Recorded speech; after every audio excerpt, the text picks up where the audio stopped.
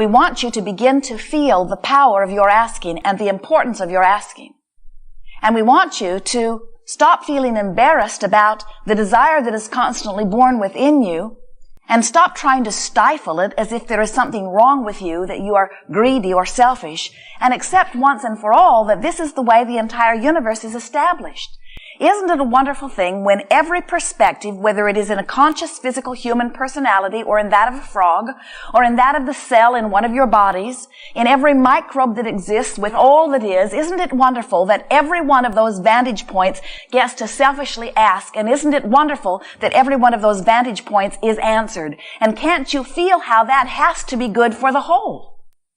Wouldn't you rather make your decisions about what is important to you rather than having some governing body make the decisions for you?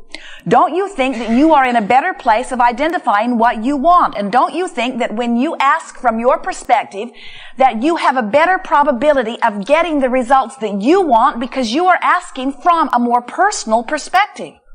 Of course that's what you think. And can't you carry that further to understand that even the cells in your body can do a better job of asking for what is best on their behalf than you possibly could from your further removed vantage point when you cannot even begin to understand what the cells of your body want or need? Doesn't it make you want to just sort of get out of the way and accept that the cells know and let them ask? Doesn't it make you want to offer no resistance whatsoever so that the cells can ask and source can answer? And if the cell thrives, doesn't it make sense that if that cell and the other trillions of cells in your body are individually thriving, don't you think you will too?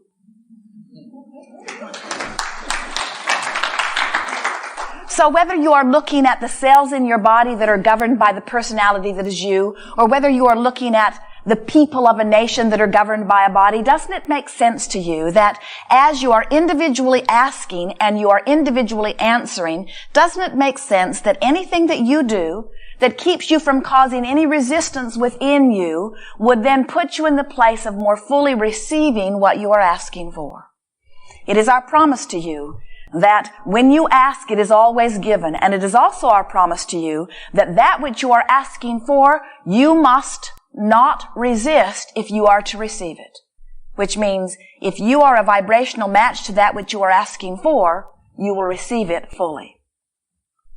Esther has been listening to us offer the analogy of the radio signals or the satellite signals for some time.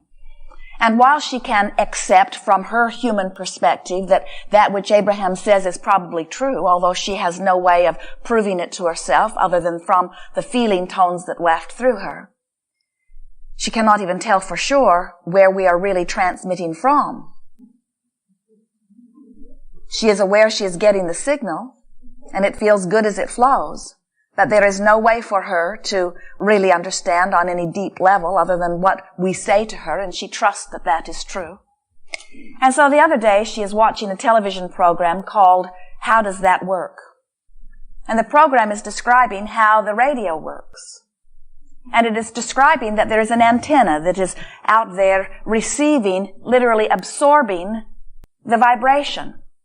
And the program explained that the vibration of sound is just like electricity. And so the antenna is receiving or absorbing all of this sound. All of this sound. All of the signals that are being transmitted anywhere in the vicinity are being received by this antenna. A sort of cacophony, if it were not for the other components within the radio that recognize the signal that you are asking for, separate the signals that are being offered, and allow in only the one that you have your tuner set to. And Esther said, Abraham, the analogy that you've been offering about the radio is an even better analogy than I knew. Because here it is, everything that has ever been, everything that is being, all blowing around in our environment. It is coming through the television, it is coming through the newspapers, it is coming through the mouths of those who are around us. A cacophony of ideas and beliefs and expectations and desires. And how is it that we keep from being overwhelmed and bombarded? And we said, you set your tuner. You set your tuner by identifying what is important to you, by making statements of your own desire, by getting in sync with the true vibrational nature of who you are. It is a wonderful thing to be focused in this magnificent universe where law of attraction is sorting all things out. And law of attraction is a bit like the tuner in your radio in that it is able to separate and distinguish the signals.